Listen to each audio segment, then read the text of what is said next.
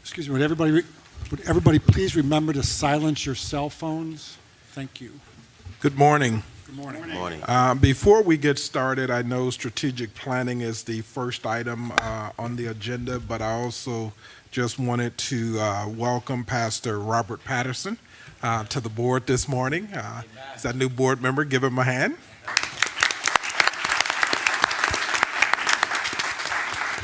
So welcome.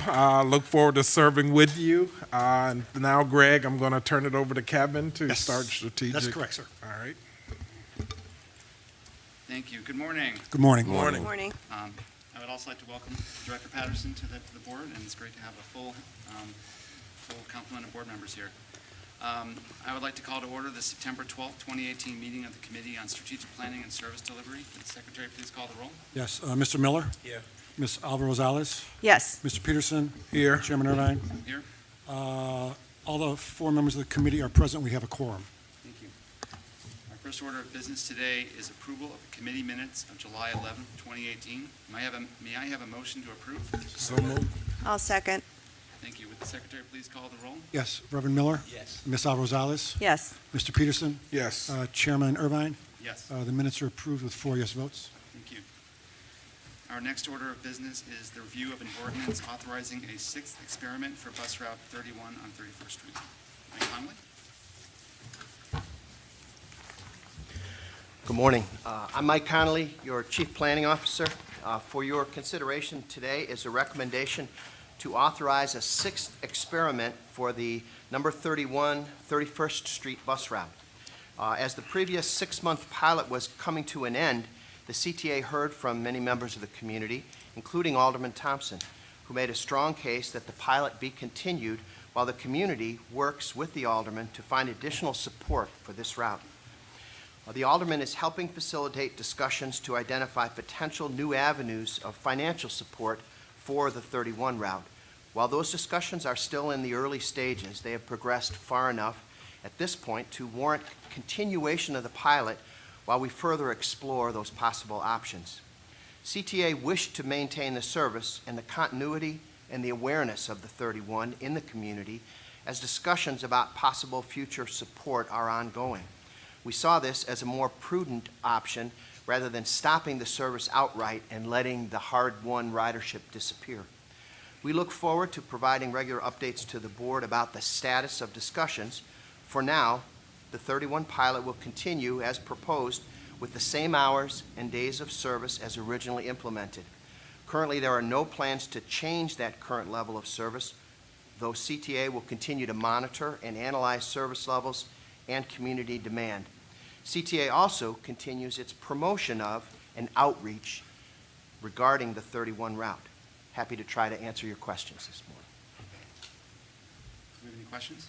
I guess my only question is, and we're going to be monitoring other possibilities with regards to hours. I know right now we're staying with that time frame, but we've discussed it before with Right. regards to. Let me speak to that piece Yeah. of it. Right now, we're continuing it as it was originally operating.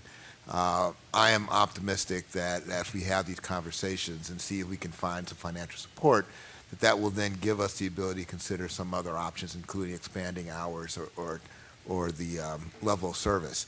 The one thing I would caution around that conversation is that when we do that, we also raise the bar on the ultimate success of the route to be sustained. And so part of this is not just figuring out, what type of service we should provide, but also how we're going to ultimately find the ridership to make it work. And if we can't find the ridership, whether or not there's a subsidy that can support it to allow us to continue it even with a lower level of ridership going forward. And we've communicated that clearly to the community, right? Yes. Yeah. Okay. Thank you. Well, President Carter, I want to thank you for keeping the route going while we try and sort this out, and I appreciate your team's working on this. And I do hope we can find some way to keep this going and also to add that AM rush at the very least. I Yeah. have certainly heard from members of the community about the importance of this route. And obviously, as all of you know, we face some challenging fiscal realities around our budget. It is never, in my opinion, a positive situation when I have to cut service. And certainly if I can find options, including innovative, outside the box thinking that can allow me to support services that the community wants, I am fully prepared to do that. And I know in these budget times it's difficult, and thank you for doing that. That's my old neighborhood, so that means a lot. I know that area very, very well, so hopefully, and it's great, we're communicating to them both budget constraints, but the fact that we're, doing everything possible to make sure there's service where there's an ability to do so. Thank you. Appreciate that. Any other questions? Okay, thank you, Mike. If there are no further questions, may I have leave to place this item on the omnibus for approval? So moved. Second. Thank you. Since there is no further business to come before this committee, may I have a motion to recommend board approval of the omnibus? So moved. Second. Would the secretary please call the roll? Yes, Reverend Miller? Yes. Ms. Alvarez-Rosales? Yes. Mr. Peterson? Yes. Chairman Irvine? Yes. That motion is approved with 4 yes votes. Thank you. And finally, may I have a motion to adjourn? All in favor, say aye. Aye. Aye. We are adjourned. Thank you. Thank you. One second, Alex. Let me know when you're ready for finance. You're ready? We're fine. Director Silva. Good morning. Good morning. Morning. I would like to call to order the September 12, 2018 meeting of the Committee on Finance, Audit, and Budget. Will the secretary call the roll? Yes. Excuse me. Reverend Miller. Here. Mr. Irvine. Here. Ms. Alvarez-Rosales. Here. Mr. Peterson. Here. Mr. Youngblood. Here. Chairman Silva. Here. Reverend Patterson is here, but he's not a member of the committee yet because the board has to put him on the committee at the next meeting. So as of today, Reverend Patterson is not on this committee, but we do have a quorum with 6 members of the committee present. Our first order of business is the approval of the committee minutes of August 15, 2018. May I have a motion to approve? So moved. Second. Second, will the secretary call the roll, please? Yes, Reverend Miller. Yes. Ms. Irvine. Yes. Ms. Alvarez-Rosales. Yes. Mr. Peterson. Yes. Mr. Youngblood. Yes. Chairman Silva. Here. That motion is approved with 6 yes votes. Our next order of business is the finance report. Jeremy, good morning. Good morning, I'm Jeremy Fine, your Chief Financial Officer. I'll be going through the financial report for the month of July. With regard to Farebox and pass totals, we see Farebox totals slightly below budgeted estimates, but this is better than what we have seen in prior months. Primarily due to the better weather that we experienced in July. So we saw people on pay-per-use taking those discretionary rides due to the good weather. With regard to passes, we see this line up almost $1 million. Again, we see great, movement on 7-day passes and 30-day passes, which we've talked about in prior months. But also as we cycled into the summer months, we also start seeing increases to the 3-day pass as well. So again, you see that shift continuing from pay-per-use customers to the passes, 7-day and 30-day in particular, with the additional benefit of the 3-day pass. So overall, about $700,000 up for the month of July. Reduced fare reimbursement is down, as we have seen in prior months, but it's down a little bit more than typical. We typically see about $1.2 million on a month-to-month basis because they've cut our subsidy in half. Due to the governor putting an additional 5% haircut on the state's budget line for reduced fare reimbursement, we see that accrued value of about $300,000 for the prior year shown here on the July numbers. So this is a one-time hit, but it's a $300,000 additional reduction on the reduced fare reimbursement. On non-fare box totals, we see this down slightly. This is primarily due to non-capital grant revenues coming in slightly lower than expected. But again, as we've talked about, non-capital grant expenses are also down by the reciprocal amount. We've also made some selective purchases with regard to additional advertising panels. So those will be installed and we'll be able to generate additional revenue off of the advertising dollars on those digital screens. So overall, for the month of July, we see revenue totals slightly below budgeted expectations by about $2 million.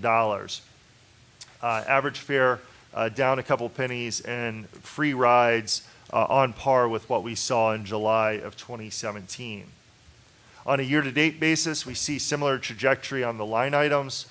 Fare box is down about 2.7, but passes more than offsetting that at 4.2. So net fare and pass totals are up about $1.5 million on a year-to-date basis. Reduced fare subsidy is down about $8.5 million. Again, the haircut from the state has a big impact on our overall revenue estimates on a monthly basis and on a year-to-date basis.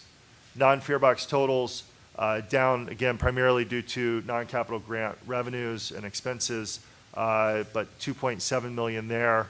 Also in the non-fare box revenue, you may recall that the federal government had BAB subsidy reductions. So again, if it wasn't for the fact that the state has cut us on the reduced fare reimbursement and the federal government has cut us on our BAB subsidy, we would be much closer, slightly down, but still much closer on a year-to-date basis with regard to our revenue total. But as it is, we're about $10 million below expectations on a year-to-date basis, about 9.7. But we continue to tighten our belts on the expense side of the house. For July, we see labor coming in about $4.6 million unfavorable. If you net out the ATU increases, we're essentially flat but slightly down due to some additional overtime because of the summer construction season as well as special events. Materials, we see this favorable about 1.1. Fuel slightly unfavorable, again, due to the construction season and reroutes and again, additional special events. Power and injuries and damages coming in as expected, with security services, again, due to special events and whatnot, coming in slightly unfavorable. Other expenses continue to be a strong performer for us, a $5 million favorability. That puts us in position to have total operating expenses for the month of July about 1.25 favorable. This goes to offset a portion of the unfavorability on revenues. So we're net about $650,000 unfavorable for the month of July. On a year-to-date basis, again, we see similar trajectory on the various lines. Labor is unfavorable, but again, if you net out the impact of the ATU increases, we're essentially flat. Materials continue to be a strong performer here of 1.4 million of favorability. Fuel is slightly unfavorable, but essentially flat. Power is a little on the positive side, as is security services. But again, our ability to control our contractual expenses is key to deriving some favorability on our expenses. So we see about $21.5 million of favorability there. So that allows us to attain about $5.3 million of favorability on our operating expenses, which offsets a portion of that $9.4 million drag that we see on revenues. So we're about 4.4 unfavorable on a year-to-date basis on a net basis. So again, it's very critical for us to continue to press for the restoration of those state dollars because that does have a material impact on our bottom line, as you can see. With regard to the three commodities that we purchase, fuel, power, and natural gas, we have fully locked in what we expect to for all three commodities through 2019. And we have made substantial purchases already on the natural gas side for 2020 and 2021. Are there any questions with regard to the? Any questions? Yes. So Jeremy, let me just kind of play this out. I was just sort of doing the math on it, and maybe you can help the board in terms of how we're going to get to a balanced budget. So if you just kind of do the math with the 1.2 and reduce fair subsidy, because if you take a look at it, again, you said it's $300,000 extra, it's just a one-time hit. So, but every year we're running again about 1.2 million down. And since this is July budget, so if you multiply that times 5, that gives me about 6 million. You tag on the 6 million to where we're at today, which is about 9.7 million, and that puts us at about 15.7 million. If you then go over to how you've been able to do as it relates to managing expenses, we're averaging about $1 million, a little bit over $1 million. Let me just make sure I got the right number. Say $1.2 million. So if you multiply that, continue again by 5 months, that puts us at 6 million. So once I do the 6 with the 5, that 11.3, and then I take the 11.3 from the 15.7, we're still at about 4.4 million. Not a big number, but again, I want to just be sure that it's a manageable number, that we're going to be able to balance the budget at the end. And that's just back of the envelope. I was just doing the math on this. Yes, and it is something that we, on the finance side, continually assess with the help of the various departments to continue to tighten our belts. To put it in perspective, with regard to where we are now versus where we were this time last year, at the midway point, at the end of June, we were about $18 million, as I previously mentioned. So we're in much better position through the end of July than we were last year, because starting July of last year, we started seeing impacts of the contract increases. So again, it's something that I worry about as your chief financial officer on a regular basis. But again, we're confident of being able to continue to close any gaps that are out there currently, or that we see, as kind of extrapolating the data through the remaining portion of the year. Again, I just want to applaud the departments and working with us and continuing to tighten belts with regard to their operational budgets. Because again, we have to look to them for help on trying to squeeze as much efficiencies out of our expense lines as possible, as we continue to also look for opportunities to grow our revenues. As I said, we're continuing to invest in the system with buying additional digital screens and things like that will generate additional monies for us, as well as just looking for other new opportunities. But again, it's something that we feel confident on being able to fully address as we move through the remaining portion of 2018. So you've got schools and universities started back right after Labor Day. Just trying to just, sort of, is there an upswing in terms of, you think, ridership over the next few months? So this is Mike Conley from Chief Planning Officer can join me to talk specifically about ridership, but we're starting to see the upswing in our ridership kind of peak And even periods. with that, the reason I mention that is because we're focusing on July's budget today. So we're almost mid-September. Correct. With today's board meeting. So we've got 6 weeks even past today's numbers that we're looking at. And I was just curious, have you had an opportunity to look at August numbers and even the first 2 weeks of September numbers? Was what I was really sort of my question of taking a look at. So the summer numbers, the preliminary summer numbers that we've seen for August are in line with what we saw earlier in the summer. Okay. With just, things have leveled out. We're not seeing continual higher reductions in ridership as the months have gone on. And we've seen here in the very first couple of weeks of September, that same trend to come back up. September, October, and the first couple of weeks of November are traditionally for CTA a very high ridership period. This is our highest ridership months during the whole year, this September, October, and November through about Thanksgiving before the holiday season starts. And we've seen that happen over the last couple of weeks. So we've seen that September swing in ridership come up and had some very good days here early in September. Yeah, Is that's what I that was weather related? It certainly always is weather-related, and a rainy weekend, for example, will kill our weekend ridership and have a downturn because of that rainy, but a rainy weekday will do the same thing for us. So we monitor it, and we monitor events from year to year to see what's going on, but we have seen it in September here begin its usual September rise to those levels that we're expecting for September and October.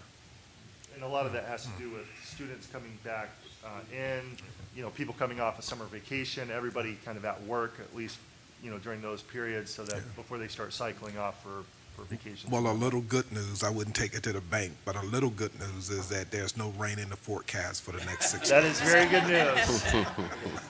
That is very good news. Mr. Chairman, just to further amplify what Mike and Jeremy are saying, we are monitoring daily both our revenue and our ridership numbers and are measuring them against the targets that we set on a daily basis.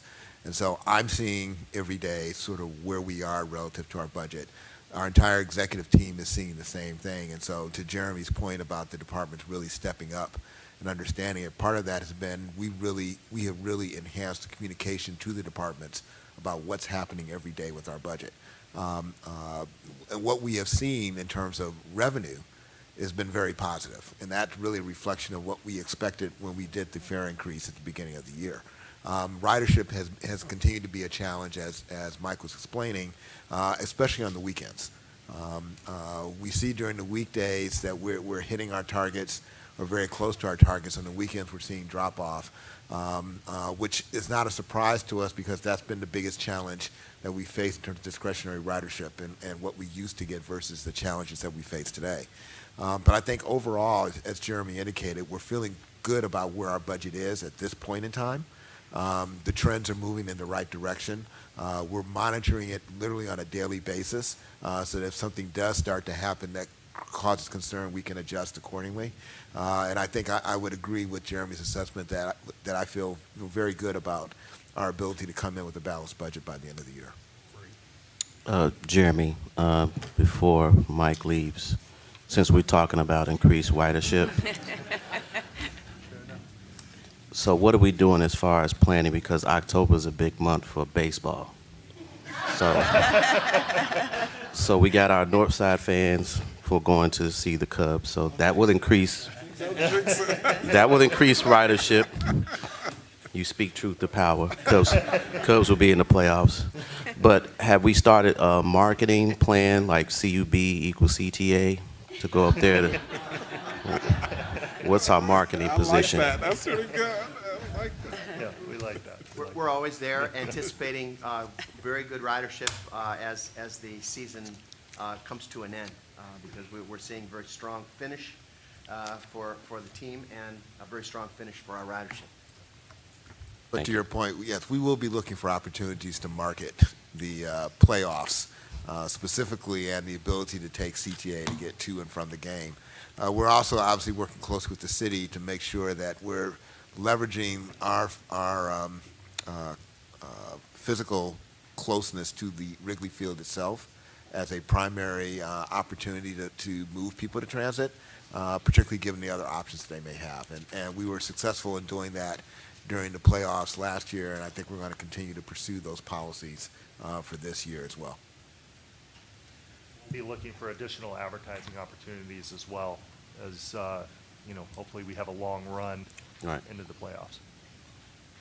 Your With question? security on the, so we had an incident on the west side of Chicago. We saw the cameras. Are we adding additional bodies or the cameras? Yes, we continue to move forward with our Safe and Secure program. We are currently focused on our subway system in terms of upgrading all of our standard definition cameras to high definition. And then we'll also be moving out into the other stations and terminals to upgrade the high definition cameras throughout our system. But yes, that's a program that continues. we can certainly give the board, I think it'd be a good idea for us to give the board sort of an update on the status of where we are, both with Safe and Secure and also with Fast Track. Two programs that are, as you know, being funded directly by the ride-hailing fee that City Council passed for us last year. Any other questions? Thank you. Our next order of business is the review of an ordinance authorizing the treasurer to execute an electricity contract. Jeremy. Thank you. The CTA currently spends approximately $40 million for electricity per year, 75% to run trains and 25% to power our other various facilities. While ComEd provides electric distribution services to the substations and the rail lines, the CTA purchases electricity supply on the competitive market. The current supply contract is with Dynegy, which was recently acquired by a firm called Vistra under an agreement that began in January 1st of 2017 and is due to expire on December 31st, 2019. Dynegy won the right to serve the CTA for an initial 3-year term in an RFP process that concluded in July of 2016. The CTA has declined to exercise its right to extend the Dynegy agreement for an additional 1 or 2-year term, as prices received from Dynegy do not appear competitive within the market as determined by the CTA's energy consultant, Amoresco. On August 29th, the CTA advertised an RFP for a new energy provider. Bids are due back on August 2nd, and we expect to receive best and final offers and a contract signature pending board approval by mid to late October.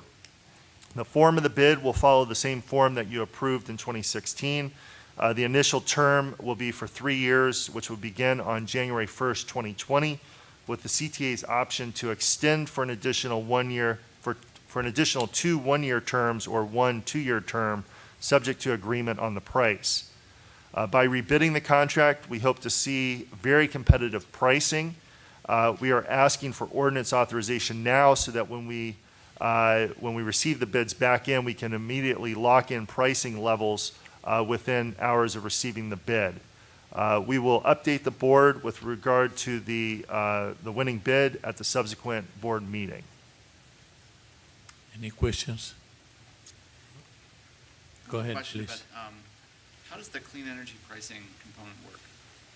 So we will ask for green energy opportunities in the pricing.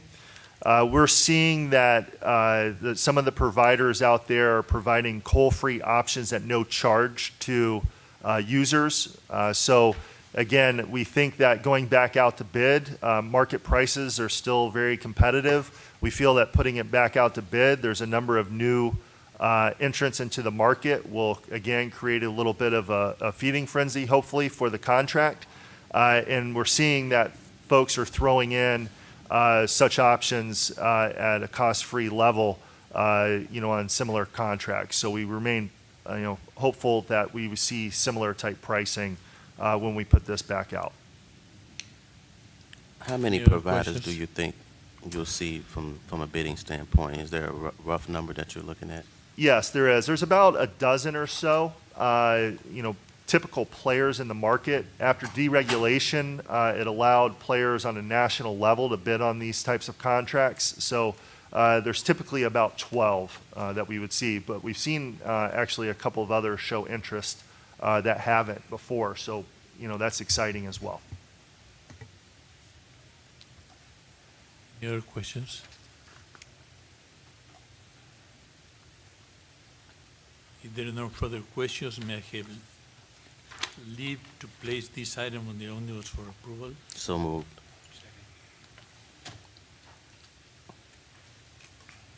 Thank you. Our next order of business is the review of an ordinance authorizing a sublease of 11 floor space located at 567 West Lake Street, Chicago, Illinois to Chicago Public Schools. Carol, good morning. Morning. Carol Morey, your Chief Infrastructure Officer. So this item would authorize a lease between CTA and the CPS Office of the Inspector General for roughly 5,000 square feet of space on the 11th floor of 567 West Lake. With the exception of CTA Customer Service Department, all of the 11th floor is leased to tenants, including an existing lease to the CPS OIG, who is expanding staff, and National Able Network. The new lease is 4 years and 2 months to run coterminous with the existing CPS OIG lease and includes a 5-year option to renew.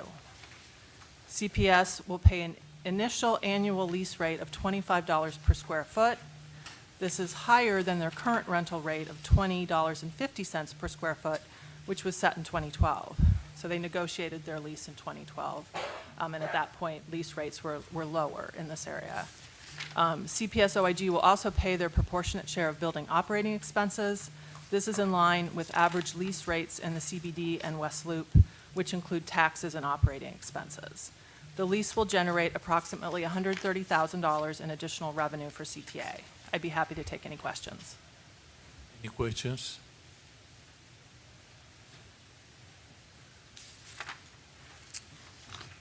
If there are no further questions, may I have leave to place this item on the omnibus for Thank you. approval? So moved. Second. Our final order of business today is the review of 7 purchase and sales awards recommendations. Presenter Ellen McCormick. Morning. Good Good morning. morning, Ellen.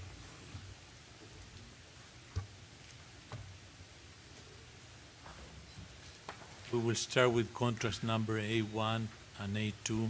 Any questions? Yeah, 8-1. So Ellen, I'm looking at the contract. So the original dollar amount was about 280,000, right? Yes, We've had 3 change orders. This is the 3rd one. yes. When are we putting this out? Because the change orders, when I look at the change orders almost are reaching the amount of the original contract.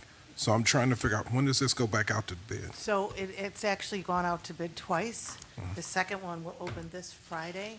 We had an issue with the first time we went out. We only received 1 response, and it was significantly higher than the previous one. So even though we knew we were going to have to come back with a change order, we felt that it wasn't worth it to us to stick with that original proposal. So what we did was we went out again, and again on Friday, the responses are due. So we just asked for sufficient money to take us through, hopefully, award of the contract, and again, presentation to you. So when do you think you'll bring that contract before the board October or November. of this year? Yes. Okay, so although we're Unless voting there's on any approving issues. $100,000, you're assuming we won't use all of that because you'll bring a new contract to the board? That's correct. before. But Okay. if there's some issue, we don't want to have to come back to you Right. again right away. So we try to Okay. give it a little bit more with the hopes that we won't have to spend it all. Okay, all right. So I have a question on the same. So the RFP that went out, it would be for what period of time? For the new one, it would be 3 years again. It would be 3 years? Yeah. Okay. With 2 one-year options. Any other questions? Let's move to contracts number A3 to A5. Any questions?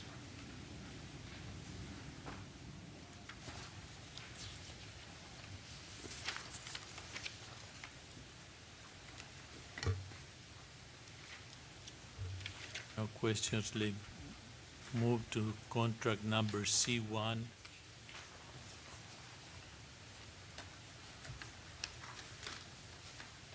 Any questions? No questions. Finally, let's move to contract number F1. Any questions?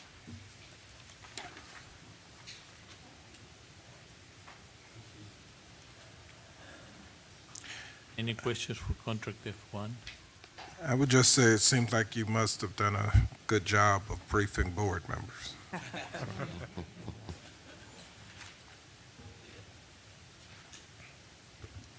job. And then I want to commend, I think, with the DBE, that the Yep. program is moving in the right direction, moving good.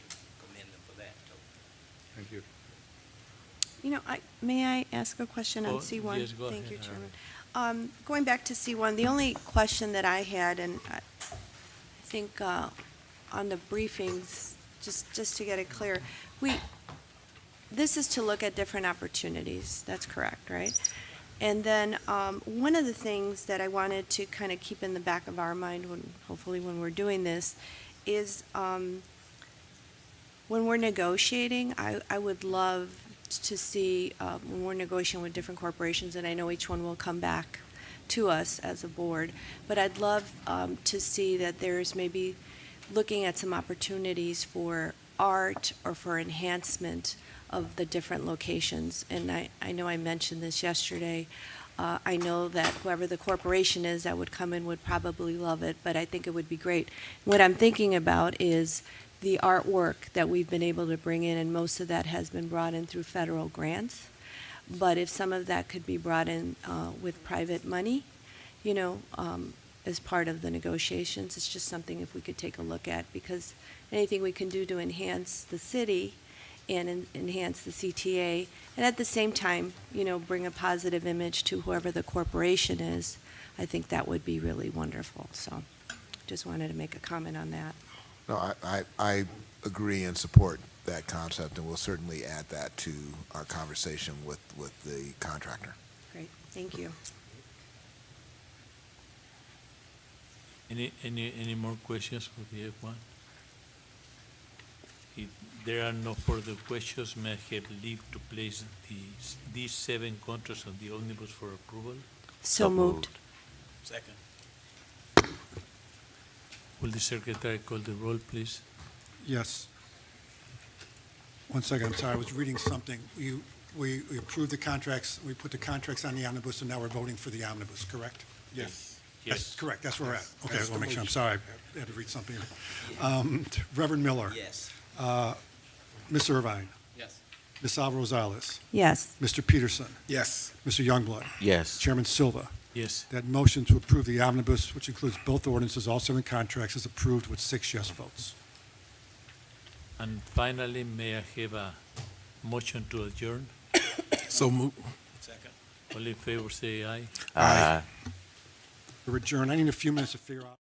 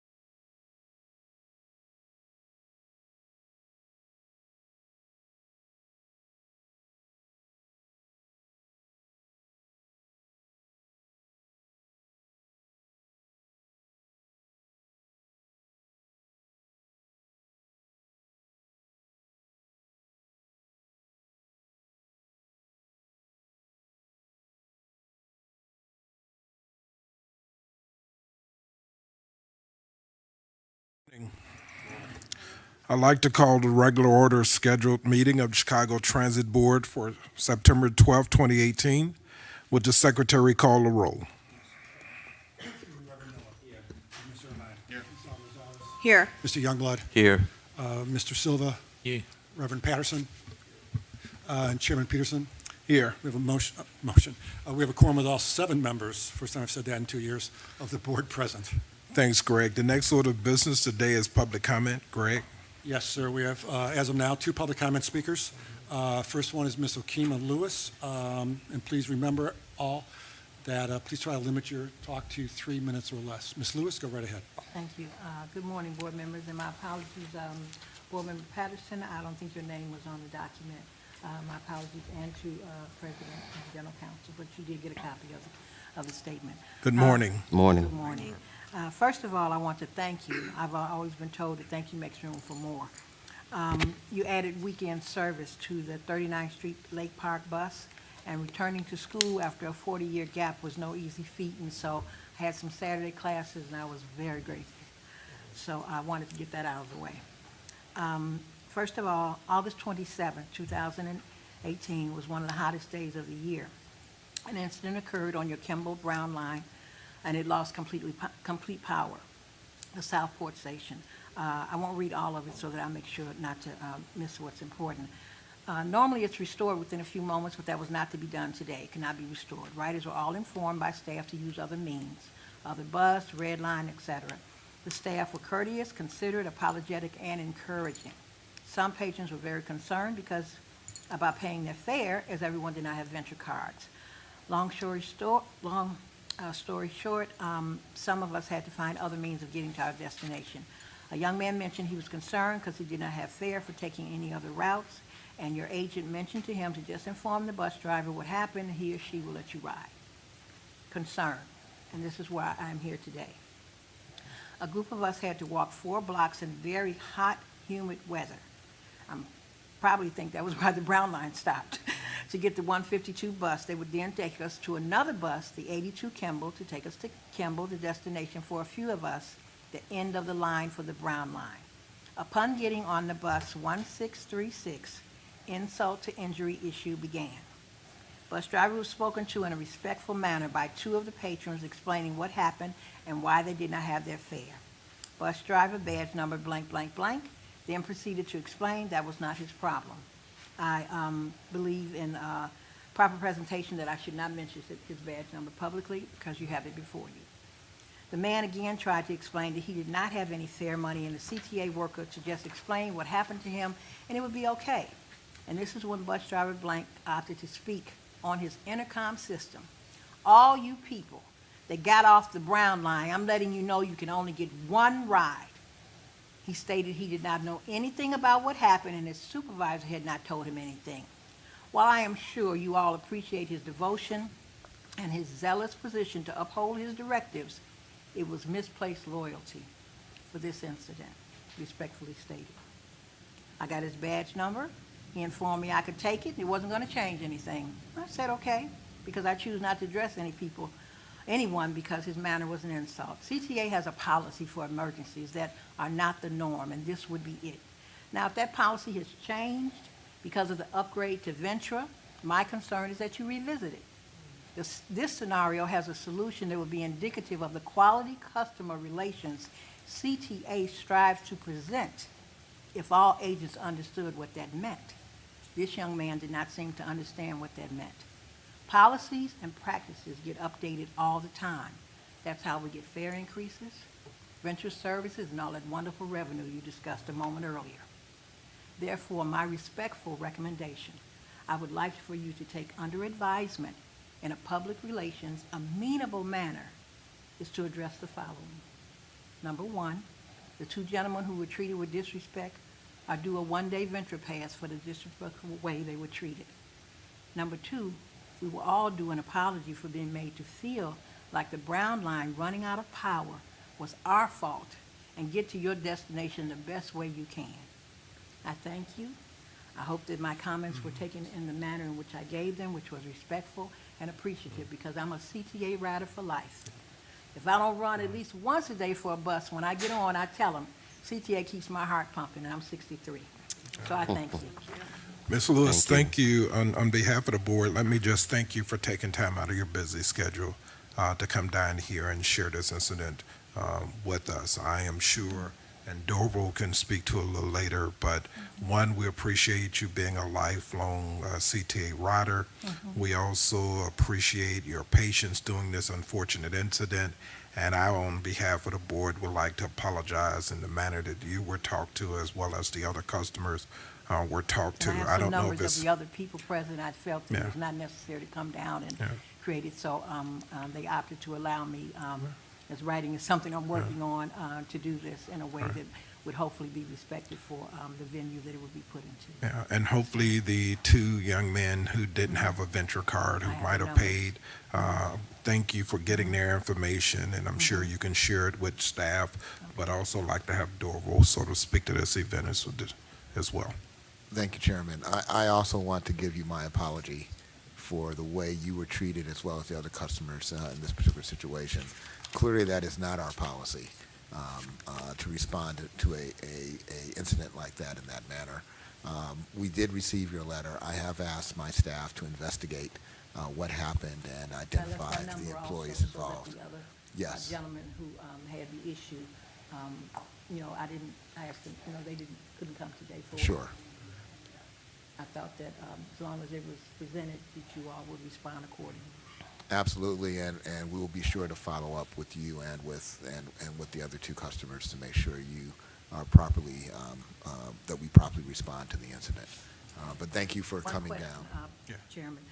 I did know that number at one time, because I haven't been here in a very long time, that you did have in place when they would pick up that was a long time ago, the transfers, et cetera, they used to have a slip. It wasn't done without this type of scenario, because I believe they even had a shuttle bus after we left for the next stop, because, you couldn't have it automatically, because Right. you didn't know what was going to happen. But there was a policy that they would carry these, and in the event of a bona fide emergency, that's what they would use.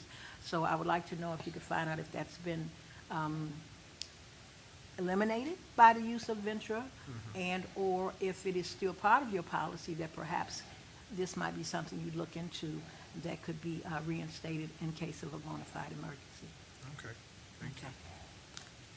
Thank you, Ms. Lewis. Thank you. And Dorval, I Mr. want to make Adjourn. sure we're going to respond to Ms. Lewis in writing regarding that question. All right, thank And you. Yes. I have all of her information, We contact we information. have her contact information, so we will get back to her with a formal response to the situation. Dorval, yeah, I'd like to know what the policy is too, just when you, The policy, if we have to unload a train because of a service disruption, you are allowed to basically transfer to a CTA bus at no additional charge.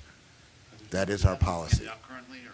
There isn't, well, I don't know if there's anything that's handed out at the station itself, but no. But basically, we have the ability to instruct our operators that there's been a service disruption and that they should allow customers to board. I'm not quite sure what happened in this particular case, and we'll certainly investigate that. But yeah, you're not required to pay another fare because of your need to take another part of CTA because of a service disruption. I'm just curious, would it be system-wide, like, because in this case it was 152, then to the 82 to complete the trip, and so the 82 isn't anywhere close to the station, would that be? We would still allow you to transfer or to do whatever you need to do to complete your trip. So what I need to find out and what I've asked my operations team to look into is what exactly was the communication that occurred when this disruption occurred? Were the operators properly notified of the incident? And even if they weren't notified of the incident, there's certainly an expectation that they would treat all of our customers in a courteous manner. And at least based on what we've heard here today, that does not appear to be the case. You as well. Thank you. Thank you, Ms. Lewis. If our next two speakers could please step up, Mr. Franklin and Mr. Hill. Please step right on up and state your name. Thank you. Could start with you, Mr. Franklin. Thank you. Good morning, Chairman Peterson, Good morning. President Carter. I'm Ken Franklin, President of ATU Local 308, the 3,000 membership train union here at Chicago Transit Authority. Yesterday, I attended a meeting regarding the RFP for health care for the employees. and several questions were asked. What insurance entities participated with an RFP? What kind of score, what kind of criteria did you use? And all that was conveyed to myself and President Hill was that Cigna blew everyone away. Cigna outscored everyone. In the spirit of us working together in negotiations and on the betterment of these employees, our members, and the Chicago Transit Authority system, this was very, very disheartening that more transparency of the system and what all the insurance participants that answered the RFP presented. No information was given to us. Not one question was answered regarding the criteria, scores, was a tier system selected or anything. So I'm here today to ask the board. I understand that this was part of the 7 purchase or sales award recommendation that's before the board. I'm asking that you do not pass a vote on this and that all RFP information be made transparent to the local. Cigna might have the best scores, but without the union's transparency, the union's participation in this process, how are we going to validate this insurance with our membership? So I'm here to ask the board to not pass a vote on this particular RFP and afford the locals opportunity to review the RFP information. President Chairman Peterson and President Carter, I stand in support of President Franklin. My name is Keith Hill. I'm the president of Local 241, 6,400 and some members. Transparency was not part of the meeting yesterday. I often hear from CTA, let's have transparency, let's be open and truthful. That didn't happen yesterday. Truthfulness about the whole meeting did not happen yesterday. To ask not to vote on something that is already agreed to with Cigna and sign on, that's the truthfulness, that's an insult to both presidents right here. The people who move this city, bus, rails, various other trades, deserve a quality of health care. Going into this, we sat down and agreed in February that we will be included with the RFP, kept abreast, everything. That didn't take place. The one agency, I agree with President Franklin, they might be the best one out there right now. But when you have a membership that is constantly scared to go to the doctor or dying off, at some point the other side have to have a concern for the people who move this city. It wasn't reflected yesterday. It wasn't acknowledged. It was basically told to us, Cigna has the bid, take it or leave it. That's an insult to the people who move this city. So I don't know if I could stop a vote or not because the agreement is already done. But the insult to the membership will carry on for the next 3 years. And that's the problem I have. Dover, you want to speak to this?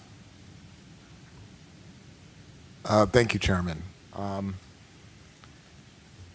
First of all, as you know, we have presented to the board both the recommendation from staff as well as the information related to the decision that the management team has made.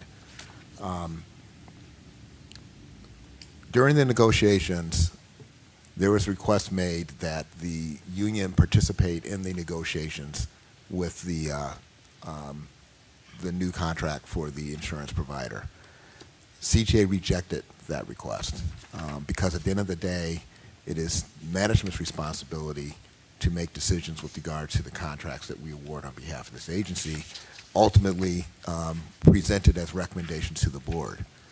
What we did agree to was to provide them a copy of the RFP in advance, to give them an opportunity to comment on that, and to also inform them in advance of what decision or recommendation we were making to the board with regards to the contract. As I understand it, The RFP was presented to them well in advance. We received no comments from the union with regards to the RFP. We scheduled a meeting and met with them yesterday to inform them of the recommendation that we were making to the board, and informed them of the recommended contractor, which is Cigna. Now, I think there are a couple of things to say about Cigna, and I have heard this in my conversations with the unions in the past about how they're so upset with Cigna as the provider. Cigna does not control the benefits program that we provide to our employees. That is controlled by the union and management, and it is decided as part of collective bargaining. It is ultimately ratified by the employees as part of the collective bargaining process. Cigna is responsible for basically implementing that program. They don't get to decide what benefits anyone gets. They don't get to decide who gets to see a doctor, who doesn't get to see a doctor. They are responsible for basically overseeing the program as it was originally created. And they have done that. In our opinion, they've done it well. We had a number of proposals that were received for this particular contract, and as part of our normal process, which is no different than the process we use for any contract that we award, it was evaluated, scored, and recommended, and a recommendation provided to the board. Clearly, if there's a desire on the union's part to see more details with regards to that, I'm happy to have that occur, but it is not something that we share in advance of the recommendation to the board because of the procurement procedures and the confidentiality of the information that's been given to us. And because of the fact that, as management, we are the ones who are making the recommendation to you as part of this process. I believe that we are providing a benefit to our employees that is appreciated. In fact, we have seen, as a result of the time that Cigna has been here, an increase in the access to the services that Cigna provides, way beyond any we had experienced before they were brought onto CTA as part of their contract. More employees are accessing the services that Cigna provides now than ever before. More employees are taking advantage of the wellness programs that Cigna has implemented than ever before. And so from our perspective, the performance of Cigna has met our expectations, and it was one of the reasons why Cigna was recommended to the board for consideration for a new contract. I appreciate the fact that the union wishes to have a stronger voice in who we decide to award contracts to. There is a process by which they have a voice in this. It's called collective bargaining. They have made their request, and we negotiated what we have currently in place. And I am comfortable with the recommendation that's presented to the board on Cigna serving as our contractor to implement our insurance program going forward. I would like to, and maybe President Carter is not aware of certain things because he said some things that's not really accurate. We did receive an email notifying us that the RFP went out. That was it. That was March. We received the email in September, August? Late August, stating that they wanted to have a meeting because the results of the RFP are in. CTA Council. We received another email about being told who the provider is. So that part, it's a whole bunch missing there. And I'm taking it that President Carter didn't know that he didn't know that all we got was 3 emails throughout the whole process. The increase of service, you're gonna see that because you have a lot of employees out there that need medical attention. So you're gonna see an increase in service. And you should see a skyrocketed increase because of the atmospheres that they work in. They're outside in all the elements, picking up all types of things. So you should see an increase in it. But the process wasn't fair. The union controls what the members pay. I'm pleased to know today, and that it's in the records, that we play a role in the benefits part, because next time it won't get past us, because we never played a role in the benefits part. We play a role in what out of pocket we negotiate that much. But I am pleased to know and learn today that we play a role in the benefits part. So I'm very happy to know that and learn that today. I would just like to close with, this is about an RFP transparency. Again, we are not saying that Cigna did not present the best plan. All we were looking for was transparency. We didn't have a problem when the RFP went out, how the RFP was structured, but the results of the RFP is what was not provided to the union. Even the insurance entities that participated with an RFP was not provided to the union. President Carter stated several things today, but we have not yet to see any of these things he stated as far as the number of participants, our membership participating in the wellness programs. We don't have any data on any of the insurance-related issues. Are there any complaints against Cigna? This question was even asked yesterday with no answer. So, in my opinion, I'm not speaking for President Hill, but I think he feels the same way. It's about the RFP transparency that the unions were not provided. Not disputing whether Cigna had the best results, but we were not provided the true data from all participants of the RFP, and that's where we have a real problem with. Okay. Well, first of all, let me just thank you, President Franklin, and also President Hill, for taking time out of your schedule to bring this to the board's attention. Really appreciate it, and Dorval's spoken, so I really appreciate you bringing this to our attention. Thank you. All right, thank you. Thank you. Thank you, gentlemen. And Chairman Pearson, two things. That concludes the public comment section of today's board meeting. And after a very close reading of the proposed minutes, I recommend that we defer them. I think I combined two different files into these minutes. So let's just defer them until October. Okay. The August, to approve the August minutes, Okay. which would have been the next thing on the agenda. So, So we'll just defer them. So just go straight to executive session, I would say. okay, all right. All right, so we will now take up executive session matters. It is my understanding that there would be executive session this morning, Karen? Yes, Chairman, we will have a short executive session pursuant to Section 2, Paragraph C11 of the Open Meetings Act. Okay, I'll now entertain a motion to recess into executive session based upon council's recommendation. So moved. Second. And so to recess into executive session, Reverend Miller. Yes. Ms. Irvine.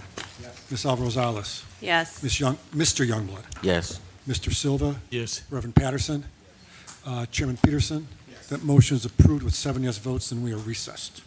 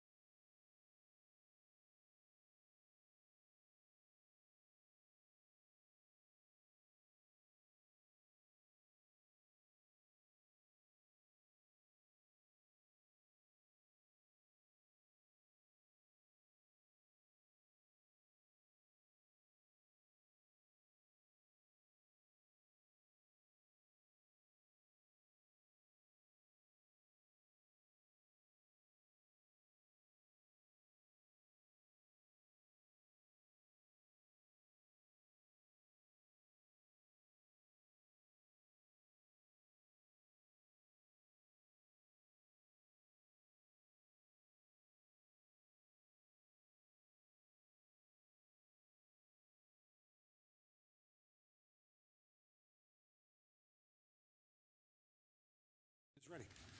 I'm waiting on Reverend Patterson. Oh, I'm sorry. First day and I'm already ignoring him.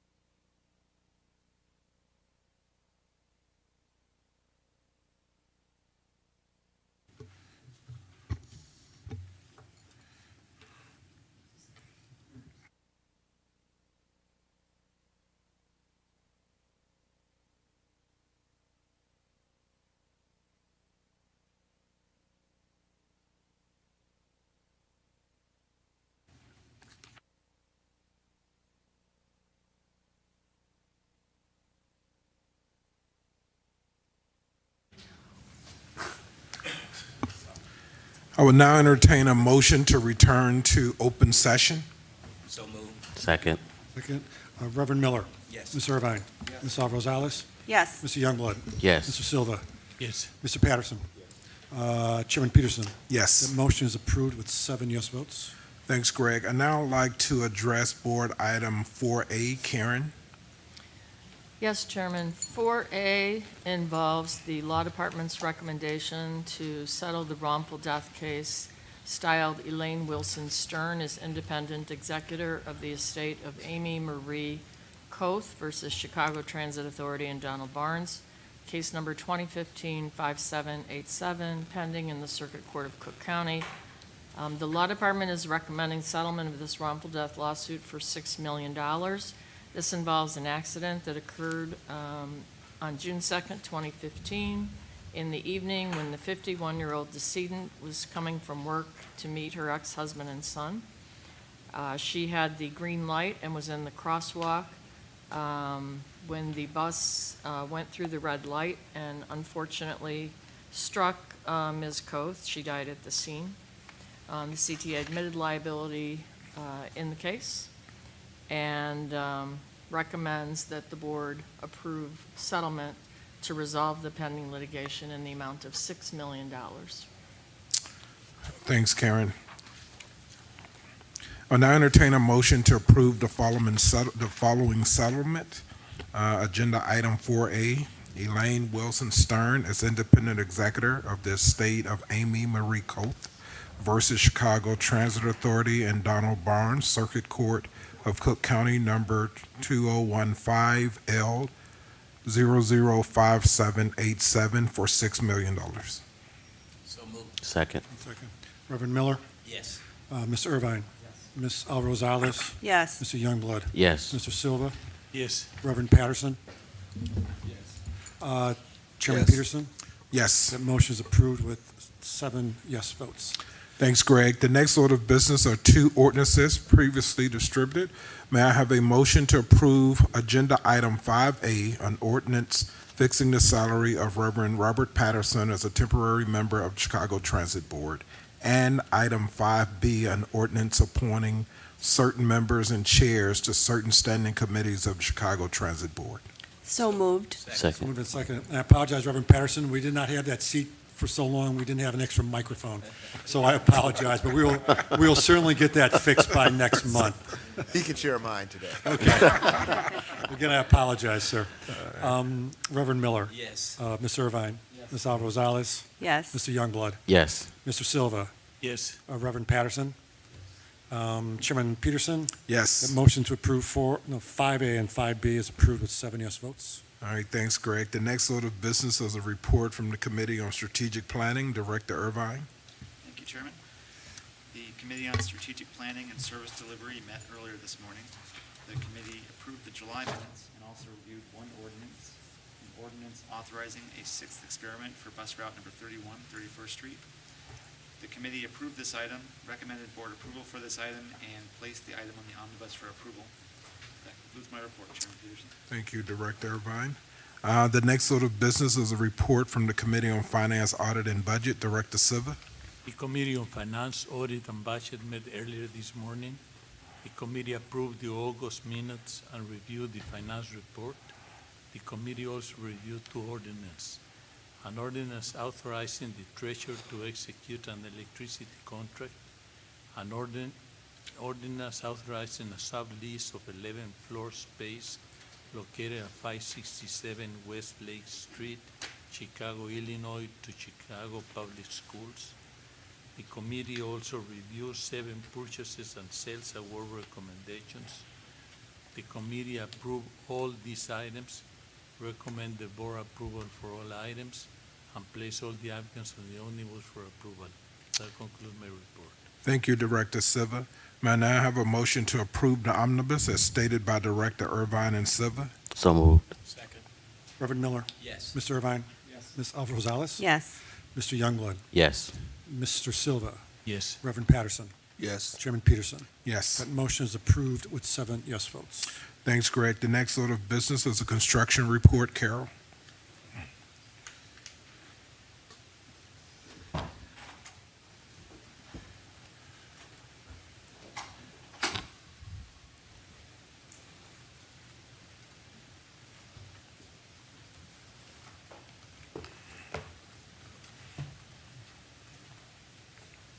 Carol Moore, your Chief Infrastructure Officer, and I have here with me Bill Mooney, our Vice President of Power and Way Maintenance, and also Juan Pablo Prieto, who is our Senior Manager of Diversity Programs. Good morning. Morning. The first project I'd like to provide an update on for you today is the East Lake, Milwaukee, Illinois substation upgrade. This is an upgrade of 3 of our traction power substations. As I mentioned last month, the activities have primarily been shifted from facade work at Illinois and Milwaukee and moved towards our traction power equipment upgrades. The first picture here gives you some cables that are being prepped for the installation of the traction power equipment at Illinois, which is now all on site and being installed. The second picture in this slide shows you an auxiliary transformer, which provides for the electric for the facility itself, the lighting and the alarms and the pumps. This next slide shows you the DC lineup for our Milwaukee substation. This equipment now is fully cut over. It's all the new equipment that takes the facility power that we generate from ComEd and convert to 600-volt DC and actually facilitates its access to the right-of-way in our trains, similar to the electrical panel in your house, other than our breakers are substantially more size. The project remains on budget and within schedule. The next project I'd like to provide you with an update on is our Ravenswood Loop signal upgrade project. The project remains tight to schedule and within budget. Activities have primarily focused on connecting the field apparatuses, which we've talked about over the last couple months, into the new signal house at Cleveland, as well as this past month we received our second signal house at Willow, which was installed and is currently being tested and connected to its field apparatuses. As well as we've begun preparatory work for the last signal house, which will be at Illinois, which we should be receiving shortly. This picture gives you an example of the foundation footings for that relay house. So the next project is the 96th Terminal Improvement Project. So work continues on the north terminal as we operate out of the south terminal. In addition to structural steel work and installation and framing and panels for the curtain wall, work continues on the bus canopies. So I can show you a couple pictures of, whoops.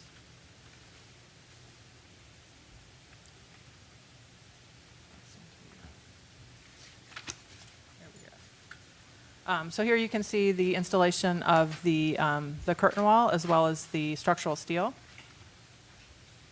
And this is the foundations for the bus canopies for the north terminal. So it'll be a very similar configuration to what you see in the south terminal with canopies to protect our customers from the weather all around the outside of the bus terminal.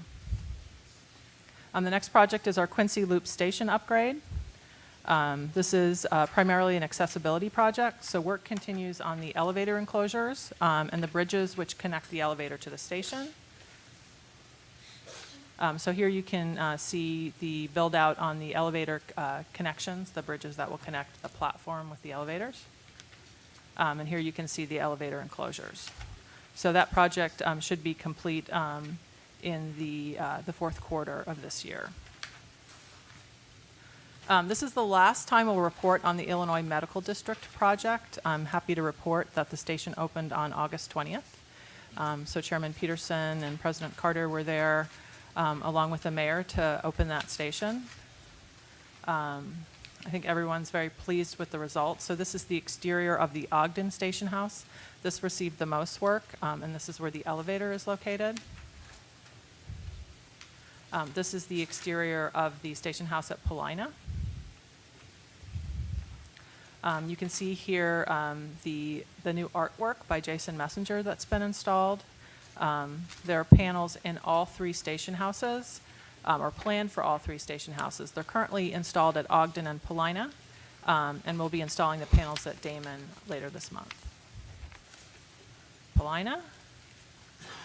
And then you can see the interior of the Paulina Station House. So again, completely modernized. Carol, can I just get a quick question about those, the new accessible fare gates there at Belmont? Oh, yeah, sure. So I was actually just there yesterday, and I saw that there's, apparently people don't realize that you have to push the blue symbol of accessibility button to open the gates. Okay. And so there's handwritten signs on there that say push to exit above both of those blue buttons. So it sounds like we need some permanent signage. Bingo. Okay. We have a workaround, but yeah. Makes sense. Okay. Thanks. So the next project is the Garfield Green Station renovation. So this is a gateway project. So it's really about renovation of the station, but also promoting economic development in the area. So right now, the activities have been focused on installation of a temporary stair and also installation of temporary fare equipment, so we can shut down the main station house, but keep the station open for use by our customers. And that will occur in early October. So the pictures you're seeing here are of that. And the last project is the Belmont and Jefferson Park station improvements. So work is close to complete on the Belmont rail platform. We had another outage this weekend where we worked on the second half of the platform. Once the Belmont rail platform is complete, the contractor will begin work on the Jefferson Park rail platform and also the Belmont bus turnaround. Work's proceeding on time and on budget. Belmont is scheduled for completion by the end of the year, and Jefferson Park will be completed in 2019. Show you a couple pictures here. This is work on the Belmont platform topping. So essentially, we removed the topping slab and poured a new slab. We're adding new tactile edge there. And here, you're seeing the installation of the new topping. We also did painting in the station as well, both the walls and the panels around the lighting. That concludes our report. We'd be happy to take any additional questions. Any questions for Carol and the team? So, for Jefferson Park closures, it's going to be just one side at a time, but not the full station? So we're closing for the rail platforms, we're closing one side at a time. So that involves a back ride for our customers for one station in one direction at any time. We've been doing that at Belmont currently. But we don't do both stations at the same time to avoid inconvenience to our customers. And then as far as the closure of the bus terminal, we'll only close down one half at a time, and we'll have temporary berthing areas for the buses that don't fit in the half of the terminal, and we're working really closely with Mike Connolly's team on that plan to make sure that we minimize inconvenience to our customers. We'll also have information specialists out so we can direct our customers to where their buses are berthing. Thanks. All right, any other questions for Carol or the team? Okay, thank you. Thank you. Greg, is there any new business to come before the board No, sir. that you're aware of? No, sir. Okay, all right. I have one that I didn't share with staff or with the board. I have an ordinance that says that Sylvia cannot leave. So let me just Approved. didn't share it with her, didn't share it with the board, just wrote it out as I was sitting here. But in all seriousness, for those of you who know, Sylvia's been with us for 3 years. She was Dorval's first hire. She was not only his chief of staff, but she was also his chief operating officer. And, you know, I got to first see Sylvia in action when she was a point person for the Red Line TIF, and had an opportunity to see her come and testify before the city council and the committees. And then she had the responsibility, so she was a point person for the Red Line TIF, going before the Plan Commission, City Council. She had to then act as Chief Operating Officer, so she had two titles, really COO and Chief of Staff. And she was the point person dealing with labor negotiations, that when we were meeting with the Federation of Labor, and I was sitting with Jorge Ramirez, well, guess who was sitting there? Sylvia was the point person for Dorval. And then she had to come back here and work with an incredible team of leaders here to make sure that the buses and trains were running on time. So Dorval, you probably was underpaying her. But in all seriousness, I'm thankful that Sylvia's going to take some time to step back, as we all should, and think about what we can do to continue to serve and make a difference. And I know Dorval has heard me say this, and I've told Sylvia and anyone within earshot that comes into my office to talk to me, I will talk to them about the importance of balance in life. I talk with them about the importance of taking time away and going on vacation and spending time with your family and friends. So I'm just glad that Sylvia's going to take some time off to step back for a minute and to figure out what else she can do to serve and make a difference. She's too young to go home and just sit. And I know she's going to do incredible things, and just personally, I just wish you much success. I've already told her to share with us her contact information when she decides to leave, but I just wanted on behalf of the board to thank you for 3 years of service, for CTA riders, for the board and all that you've done to make this agency a better place. You will be truly missed, and again, I know you're not leaving the city, so maybe I'll see you running out on the lake or somewhere in the city. But again, thank you for all your service. I'm sure some of the other board members would like to chime in as well. So I'll start with Pastor Miller, and then we'll just work our way over. I just say ditto to everything that Chairman Peterson has said, and she came in today to remind us that this is her last meeting, and just wish you well and to thank you for your service and wish you the best. Sylvia, it's been a pleasure working with you, and I have seen how much you've contributed to CTA and therefore to the whole city. So thanks again for your time here. Look forward to seeing what you do next. Well, Sylvia, I know where to find you. And I definitely expect us to stay in touch with each other. You're a true leader. You really are. And you're going to be very much missed here, but I know we're going to keep our eyes on you because we're going to see you somewhere else, hopefully in the city. Hopefully we don't lose you. And on behalf of my daughter, go blue, So thank you for everything that you've done here. Thank you. It was a pleasure working with you, Sylvia. I enjoyed the time spent working with you here, and I wish you much success. And I know you'll do great things. Whatever you decide, whatever industry you decide, you'll achieve much higher aspirations. So it was a pleasure working with you.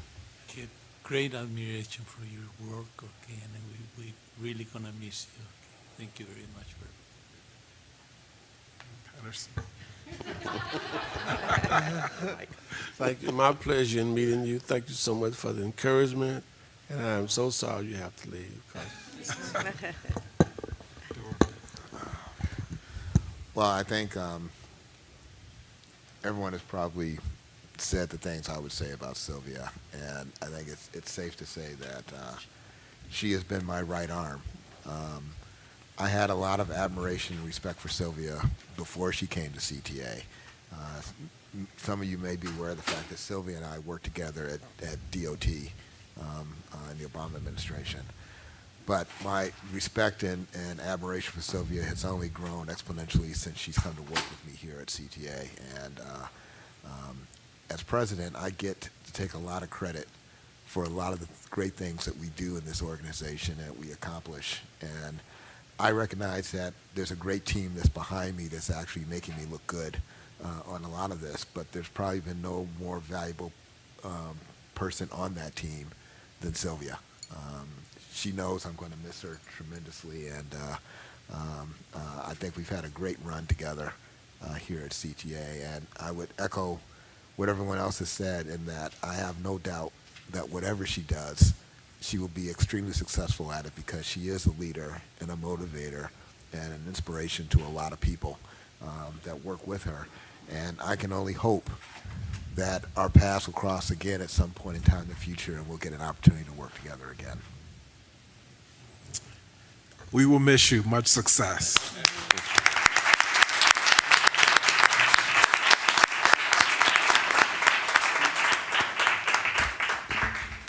With no further business to come before the board, may I have a motion to adjourn? So moved. Second. All in favor, say aye. Aye. We're adjourned. Thank you.